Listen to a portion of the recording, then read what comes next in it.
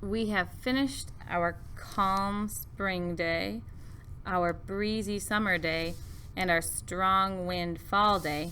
Now we are going to draw our winter day with those strong gale force winds. So it's even more than the strong wind day. It's going to be gale force winds, so it's going to be crazy strong.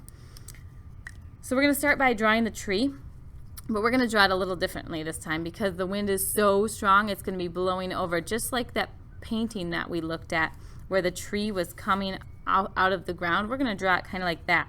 So we're going to draw one side of the trunk, and it's going to be leaning like this.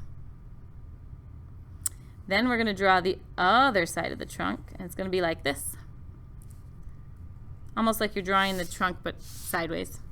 And then we're going to draw some roots coming out of the bottom. So these are just kind of some squiggly lines to show that the roots are coming up. And then we're going to draw those same branches on the tree. So 2 straight lines for each branch. So if you notice in this tree, I have 2 lines and then a little one coming off. So I'm going to do the same thing on this one, 2 lines and a little one coming off.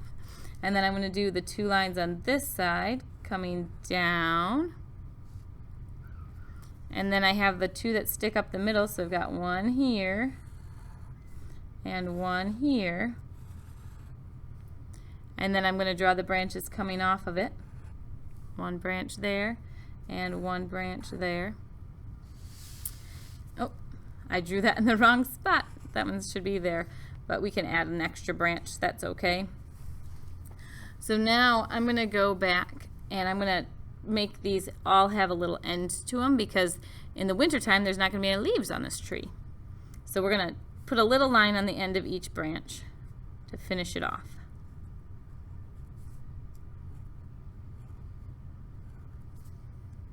Okay, so now we have our tree and it's really blowing over, and this is a gale force wind, so we are going to make lots of those lines that we looked at. The artist used brush strokes. We're going to use lines to show lots of wind, sort of like that Starry Night painting we looked at where the wind was swirls of brush strokes. We're going to draw lots of wind for our gale force wind picture. And then because it is winter time, instead of drawing the grass along here, we're going to draw snow. So we're going to just kind of draw some bumpy lines like this to show that there's like piles of snow around.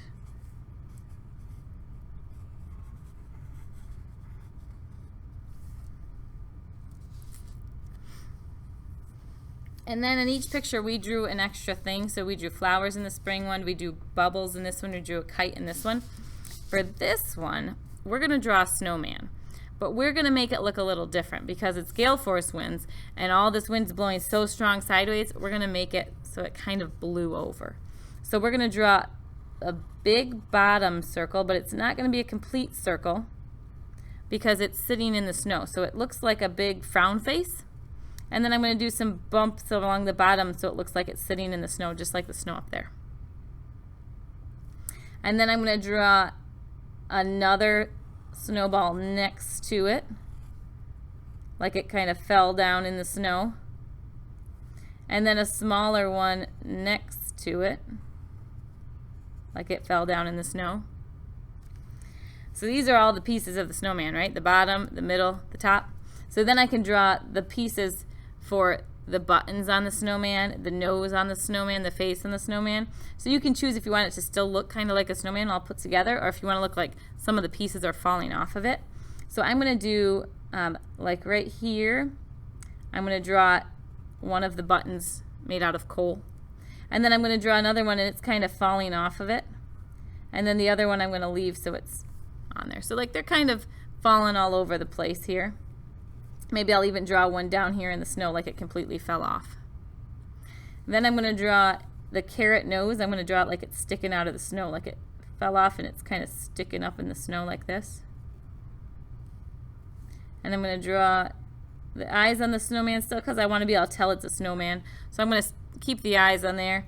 And then maybe for the coal mouth, I'll kind of have it like the pieces are on there, but then there's a couple of them in the snow here too. So just little squares for that. Like the pieces are kind of falling off. And then because it's gale force wind, I'm going to have that scarf that's normally part of the snowman. I'm going to draw it blowing in the wind like this, like it's blowing away. So I'm drawing a squiggly line and then another line underneath it to make kind of that long skinny rectangle shape. And then I'm going to draw the little fray parts on the end of it, and then I'm going to make some sort of pattern in here. I'm going to just make mine striped. You can make your scarf however you want it. Maybe you want to make it look like your scarf that you wear at home. So now it looks like the scarf is blowing away. And then last thing I'm going to draw is his hat. I'm also going to make it blowing away. So I'm going to maybe draw it, maybe I'll draw it up here like it's blowing off with the rest of them. So it's going to be kind of small, like it's way back in the distance. So I'm going to draw a small top hat here. That's the kind of hat I'm going to make for my snowman. So it's just a long skinny rectangle with a little skinny rectangle on top and a smaller rectangle on top. And then I'm going to add some lines to show that it's blowing away. And then I can even add some lines around the scarf to make it look like it's really blowing. So there are some extra details for our winter picture. And then again, just like you did for all the other ones, you need to add details now to add some extra things for the winter time.